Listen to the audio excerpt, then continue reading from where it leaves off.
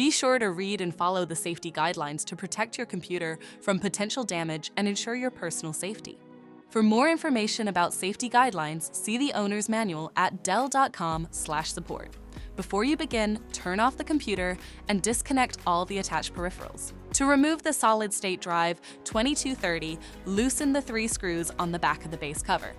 Remove the 2 screws on each side of the cover and pry the cover off the system.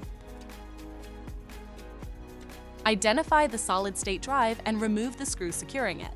Lift the drive out of the system and flip it over. Remove the screw and unlatch the drive. To reinstall the solid-state drive 2230, reconnect it to the latch with the screw. Flip the drive over and place it back in the system. Secure the drive with the screw. Place the base cover back on the system and secure it with the 7 total screws. For more information about your Dell system, visit dell.com/support.